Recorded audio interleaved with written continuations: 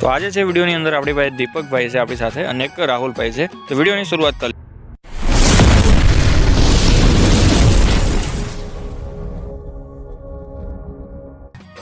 તો તમને બધાને મારો નવો ઇન્ટરવ્યૂ વિડીયો કેવો લાગ્યો કમેન્ટમાં બતાવજો। અહીંયા આગળ દીપક ડોક્યુમેન્ટ રેડી કરતો હતો। અમારે અત્યારે જવાનું છે ઇન્ટરવ્યૂ માટે।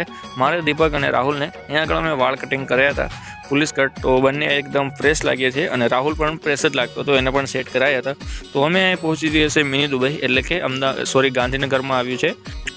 મિની દુબઈ કે એટલે કે ગ્રીપ સિટી, તો ગાંધીનગરની અંદર આવ્યું છે। અને હવે ઓફિસ બતાવી દો। ઓફિસમાં કંઈક આ રીતના ઝુમ્મર લટકતો હતો અને થોડી વાર પછી અમને વિડીયો રેકોર્ડ કરતો હતો તો ના પાડી હતી સિક્યુરિટીએ, તો અમે વિડીયો ઉતારવાનું રહેવા દીધું। ફરી વાત કાંઈ અહીંયા આગળ મારે 3 થી 4 કલાક નીકળી ગયા હતા અંદર ઓફિસમાં।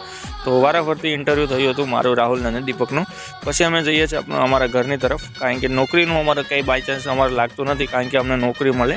ઓકે, તો મળીએ બીજી જગ્યાએ પણ ટ્રાય કરશું। અત્યાર સુધી મેં અહીંયા ગાંધીનગરમાં આવ્યો છું તો નોકરી હજુ સુધી મળી નથી, જલ્દીથી મળી જશે। અહીંયા આગળ બધી જ મોટી મોટી બિલ્ડિંગો જોઈ ને અમે ફરીથી અમારા ઘર તરફ જવા નીકળ્યા હતા।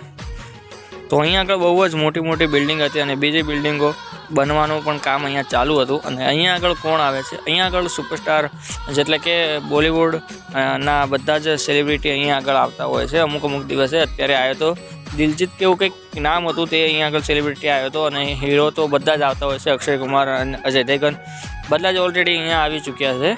તો એટલી મોટી આ દુબઈની જેવી જ અહીંયા બિલ્ડિંગ છે બધી। તો અમે જઈ રહ્યા છીએ। અહીંયા તો કાચ નાખવાનું ચાલુ છે આ બિલ્ડિંગમાં। જુઓ ભાઈ, બતાવી દઉં તમને। જો ભાઈ, અહીંયા તો કાચ નાખવાનું ચાલુ, આખી બિલ્ડિંગ ઉપર કાચ કરી મૂકશે, કારણ કે અહીંયા આગળ જેટલી મેં બિલ્ડિંગ જોઈ તો બધીની ઉપર ઓલરેડી બ્લુ કાચ જ હતા। અને દીપકને અહીંયા અમે ઉતારી દીધો હતો, કારણ કે 3 સવારી બાઇક ઉપર આગળ મંજૂરી નથી, અને એમ પણ મંજૂરી નથી, કારણ કે અમે દીપકની બાઇક બગડી દીધી ત્યાં મૂકીને આવ્યા હતા રાહુલને ત્યાં। તો અહીંયા આગળ રાહુલ તમને બતાવી દીધો। અહીંયા આગળ હવે દીપકને એટલું બધું ટેન્શન નથી કે અમને નોકરીમાં સિલેક્ટ કરશે કે નહીં કરે। ઓકે, તો આગળ જઈએ, નોકરીમાં સિલેક્ટ થઈ જઈશું ભાઈ। અને અહીંયા આગળ તંદૂરી રોટીને તોડ કરતી હતી પૂજા, મતલબ કે એટલી મજબૂત હોય છે આ તંદૂરી રોટી। અને પનીરનું શાક સાથે આપણે વિડીયો કરીએ સમાપ્ત।